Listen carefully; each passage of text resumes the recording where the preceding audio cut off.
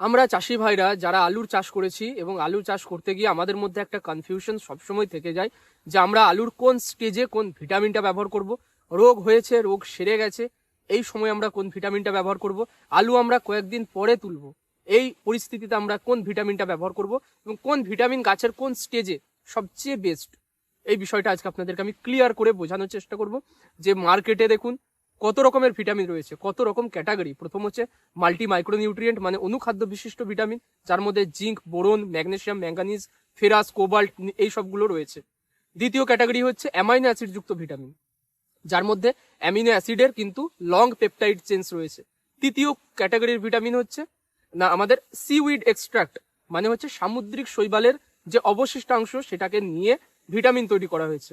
আর 4 নম্বর category হচ্ছে যেটা আপনাদের জৈব উদ্দীপক, বা আমরা যেটাকে বুঝি বায়োস্টিমুলেন্ট, মানে সেগুলো আপনার কেমিক্যাল একটা ফর্মুলেশন যেটা গাছের বৃদ্ধিতে সাহায্য করে, সাইজ বাড়াতে সাহায্য করে। তো এই 4 ক্যাটাগরির ভিটামিন আমাদের হাতে রয়েছে, বা এই 4 ক্যাটাগরির ভিটামিন কিন্তু হয়। এছাড়াও কিন্তু আরো অনেক ক্যাটাগরি রয়েছে, যেমন কিছু ভিটামিন রয়েছে যারা কিন্তু এই সব কিছুর মিশ্রণ বা মিক্সচার ভিটামিন। কিছু রয়েছে যারা কিন্তু হিউমিক সমৃদ্ধ ভিটামিন, যেগুলো গাছের বৃদ্ধির সময় আমরা ব্যবহার করি, শিকড় বাড়াতে সাহায্য করে, গাছের বৃদ্ধিতে সাহায্য করে, ভেজিটেটিভ গ্রোথটাকে কিন্তু বাড়িয়ে দেয়। তো এই 4 থেকে 5 রকম ক্যাটাগরির যে ভিটামিন রয়েছে, আমরা গাছের কোন স্টেজে কোনটা ব্যবহার করব এই নিয়ে কিন্তু বিরাট কনফিউশন, বিরাট সমস্যা, বিরাট কিন্তু আমরা চিন্তা ভাবনার মধ্যে পড়ে যাই যে এত রকমের এত ভালো ভালো ভিটামিন রয়েছে, আমরা কোনটা দেবো কোনটা দেবো না। আজকে আপনাদেরকে সেটা একটু ক্লিয়ার করে বোঝানোর চেষ্টা করবো যে কোন স্টেজে কোন ভিটামিনটা সবচেয়ে বেটার কাজ করার তার ক্ষমতা রয়েছে, বেটার কাজ করার তার পরিস্থিতি রয়েছে। তো ভিডিওটা সম্পূর্ণ দেখার আপনাদেরকে অনুরোধ রইল। ভিডিও সম্পূর্ণ দেখে কিছু নিশ্চয়ই শিখে যাবেন, কিছু জেনে যাবেন। তাহলে অবশ্যই ভিডিও লাইক করে চাষি বন্ধুদের মধ্যে শেয়ার করুন, চাষি বন্ধুদের মধ্যে ভিডিওগুলো বেশি বেশি করে শেয়ার করে দেবেন, ছড়িয়ে দেবেন। আর চ্যানেলটা সাবস্ক্রাইব করবেন। আলু, ধান সমস্ত বিষয়ও চাষবাস রিলেটেড যে পরিচর্যা বা তার সমস্যার সমাধানের জন্য চ্যানেলটাকে সাবস্ক্রাইব করবেন। পরবর্তীকালে এই রিলেটেড ভিডিও কিন্তু আসতেই থাকবে। আসুন শুরু করি। ভিডিওর একদম শেষে আপনাদেরকে দুটো পয়েন্টস আমার পার্সোনাল এক্সপিরিয়েন্স থেকে আমি কিন্তু দুটো পয়েন্ট রাখবো, সেটা অবশ্যই শুনে যাবেন। আজকে প্রথমে আপনাদের সঙ্গে আলোচনা করবো যেটা, যে আমাদের গাছের যাদের বয়স খুবই কম, মানে আমরা 25 থেকে ওই 35 বা 40 দিন, ম্যাক্স টু ম্যাক্স 40 দিন, এই সময়টা আমাদের গাছের বয়স বেরোনোর পর থেকে গাছটা আমাদের এই হয়তো 30, 35 বা 40 দিন বয়স হয়েছে। এই সময় আমরা যে প্রথম স্প্রেটা দেবো, যেটা আমরা হয়তো কেউ কেউ আমরা কি ব্যবহার করি, ব্লাইটক্স ব্যবহার করি, কেউ কেউ আমরা M45 বা ইউথেন অ্যাডভান্স ব্যবহার করি, কেউ কেউ অ্যান্ট্রাকল ব্যবহার করি, কেউ কেউ স্প্রিন্ট বা আরও দামি দামি ওষুধও ব্যবহার করি। তো এই সময় যে স্প্রেটা করছি, এই সময় আমরা কোন ভিটামিনটা ব্যবহার করব বা কোন ভিটামিনটা সবচেয়ে বেস্ট এই সময়ের জন্য, এই সময় গাছে কি প্রয়োজন, কি মানে বৃদ্ধির প্রয়োজন রয়েছে, যেটা পরবর্তীকালে গাছটাকে আরো বেশি ফলন যাতে তুলতে পারি সেটাই সাহায্য করবে। এই সময় প্রয়োজন হচ্ছে গাছে শিকড় বাড়ানো। গাছে আপনি তো মাটিতে তখন মাটি তৈরি করেছেন, প্রচুর পরিমাণে সেখানে সার দিয়েছেন, কোথাও 3 বস্তা কোথাও 4 বস্তা, এই রেশিওতে এত যে সারগুলো দিলেন, সে সারগুলো মাটি থেকে তো তুলতে হবে।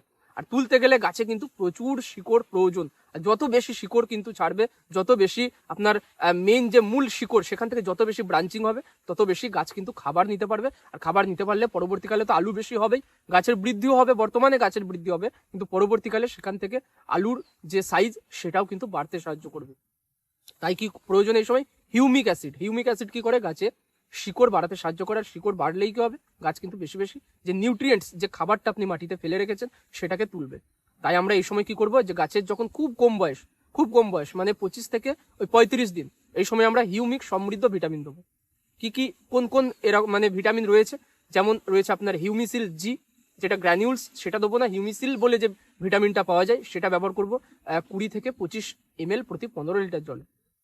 এছাড়াও হিউমিক অ্যাসিডের পাতা পাওয়া যায়, 10 গ্রামের পাতা পাওয়া যায়, 6 গ্রামের পাতা পাওয়া যায়, যেটাই পাবো আমরা এক ব্যারেলে সেটাকে ব্যবহার করব।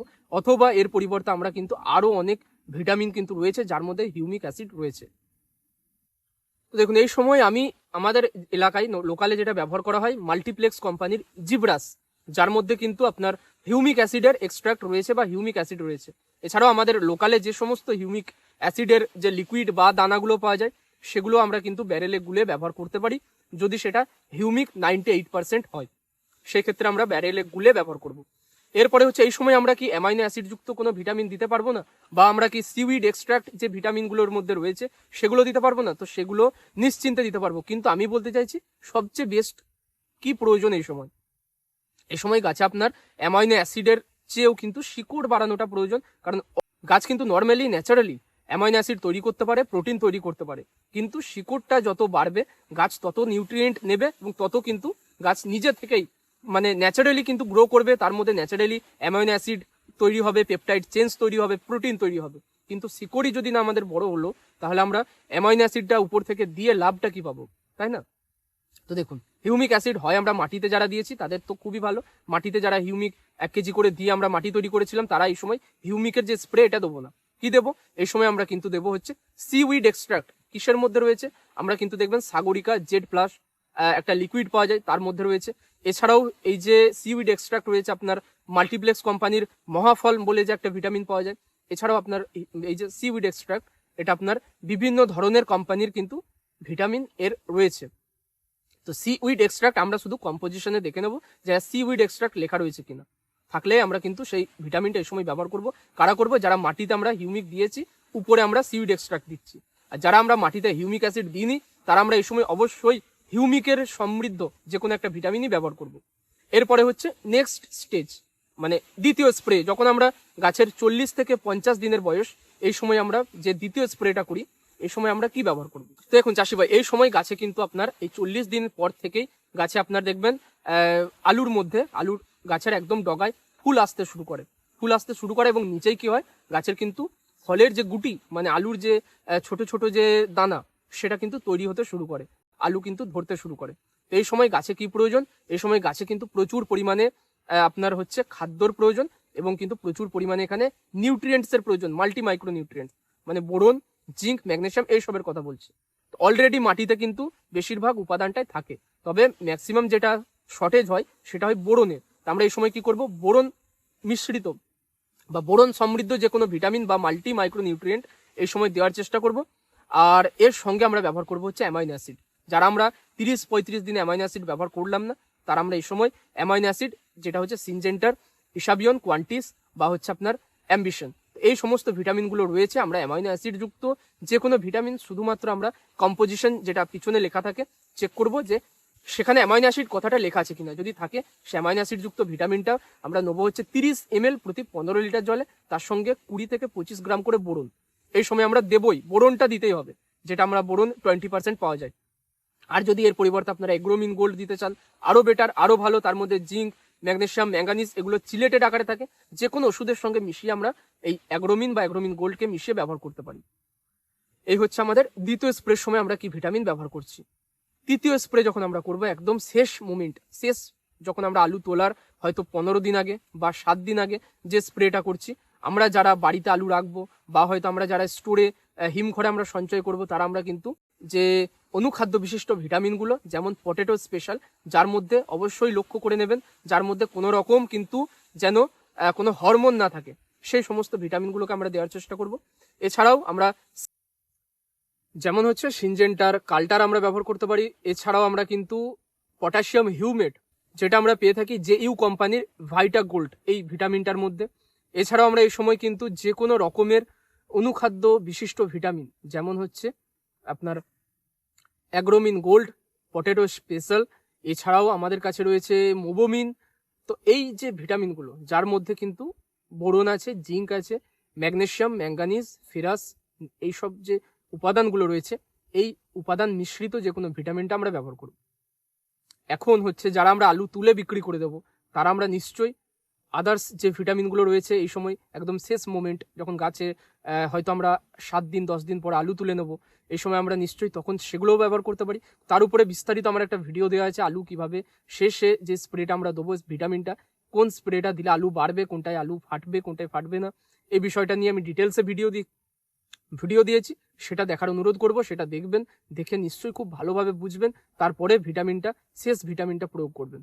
যা কোন ভিটামিনটা শেষে দিলে আলু বাড়বে কিন্তু ফাটবে না, আবার কোনটা দিলে আলু বাড়বে এবং ফেটেও যাবে, আবার কি কি মানে পরিচর্যায় আমাদের খেয়াল রাখতে হবে যাতে আলুটা না ফেটে যায়। তো এই বিষয়গুলো ওই ভিডিওটা আমি খুব ডিটেলস, একটু লম্বা রয়েছে ওই ভিডিওটা, দেখবেন, দেখে নিশ্চয়ই সেটা বুঝবেন, বুঝে আপনি ভিটামিন প্রয়োগ করবেন। মোদ্দা কথা হচ্ছে যে কোনো ভিটামিন গাছের যে কোনো স্টেজে দিলেই যে কাজ হয়ে যাবে এমনটা কিন্তু নয়। যেমন হচ্ছে, আমার কথাটা মনে রাখবেন, অ্যামাইনো অ্যাসিড যুক্ত যে কোনো ভিটামিন গাছের একদম গাছ পেরোনো থেকে গাছ একদম কেটে নেওয়া অবধি, মানে একদম আলু তোলার আগে অবধি যে কোনো স্টেজে দেওয়া যায়। মানে ইসাবিয়ন কোয়ান্টিসের কথা বলছি। এই ভিটামিনগুলো গাছের একদম ছোট থেকে একদম গাছের বৃদ্ধ বয়স অবধি কিন্তু দেওয়া যায়, গাছের একদম বয়স অবধি, বয়সকাল অবধিও দেওয়া যায়। এগুলোর কোনো অসুবিধা নেই, সব সময় কাজ হয়। কিন্তু অনুখাদ্য বিশিষ্ট যে ভিটামিনগুলো, এগুলোর কাজটা বেটার আমরা কখন বুঝতে পারি? যখন গাছ যখন তার 40 দিন বয়সটা পেরোয়, 40-45 দিন বয়স পেরিয়ে যাওয়ার পরে অনুখাদ্য বিশিষ্ট ভিটামিনগুলোর বেটার আমরা কাজ বুঝতে পারি। আর তার আগে দিলে কিন্তু বিশেষ একটা কাজ আমরা বুঝতেও পারবো না, কি কাজ পেলাম সেটাও কিন্তু আমরা হিসেব করলে আমরা সেরকম একটা কিছু কাজ পাবোই না। তবে হ্যাঁ, নর্মালি অনুখাদ্য কিন্তু মাটির মধ্যে বর্তমান থাকে। 40 দিন আগে যে অনুখাদ্য না দিলে গাছের বিরাট কিছু ক্ষতি হয়ে যাবে সেটাও নয়। আবার অনেক ক্ষেত্রে কি হয়, অনেকের মাটির বোরনের অভাব থাকে। যারা মাটিতে বোরন ব্যবহার করেছি তাদের জন্য তো ওই 40 দিন কোনো অনুখাদ্য বিশিষ্ট ভিটামিনের প্রয়োজনই হয় না। তো এই বিষয়টা রয়েছে। আর যে বলেছিলাম আপনাদেরকে যে দুটো কথা বলবো, প্রথমটা বললাম যে এই যে অ্যামাইনো অ্যাসিড যুক্ত ভিটামিন যে কোনো স্টেজে ব্যবহার করতে পারি। আর দ্বিতীয় কথাটা হচ্ছে, আমরা যখন শেষের যে কোনো জৈব উদ্দীপক বা বায়োস্টিমুলেন্ট ব্যবহার করব, সেই বায়োস্টিমুলেন্ট কিন্তু আমরা আলাদাভাবে স্প্রে করব। আর অনুখাদ্য বিশিষ্ট ভিটামিনগুলো আমরা যে কোনো ওষুধের সঙ্গে মিশিয়েই ব্যবহার করতে পারি। ছত্রাকনাশক, পোকার ওষুধ এবং এই যে আমাদের হচ্ছে অনুখাদ্য, এই ভিটামিনগুলো একসাথেই ব্যবহার করতে পারবো। বা হচ্ছে অ্যামাইনো অ্যাসিড যুক্ত যে ভিটামিনগুলো, সিউইড এক্সট্রাক্ট যুক্ত ভিটামিনগুলো, এগুলো সব আমরা যে কোনো ওষুধের সঙ্গে মিশিয়ে ব্যবহার করতে পারবো। এক্সেপ্ট কখন কোনটা করবো না, সেটা হচ্ছে মোবোমিন, যার মধ্যে কিন্তু এই অনুখাদ্যটা চিলেটেড আকারে নেই, দানা দানা আকারে রয়েছে, এবং এটাকে কিন্তু আমরা কোনো ওষুধের সঙ্গে মেশাবো না। সিঙ্গেল আলাদাভাবে স্প্রে করবো যারা মোবোমিন স্প্রে করছি, বা যারা হচ্ছে পোটেটো স্পেশাল দানাটা ব্যবহার করছি, তারা কিন্তু আমরা আলাদাভাবে স্প্রে করবো, এর সঙ্গে কিছু মেশাবো না। তো এই সতর্কতাটা আপনাদেরকে দেওয়ার ছিল, যেটা না জানলেই নয়, যেটা না জেনে স্প্রে যদি করে দেন ওষুধ কেটে যাবে, ছানার মতো কেটে যাবে, ওষুধটা নষ্ট হবে। তো যাক, ভিডিওটা এইটুকুই, আজকের মতো ভিডিওটা এখানেই শেষ করছি। উপকারে লাগলে নিশ্চয়ই ভিডিও লাইক করে যাবেন। দেখা হবে পরের ভিডিও।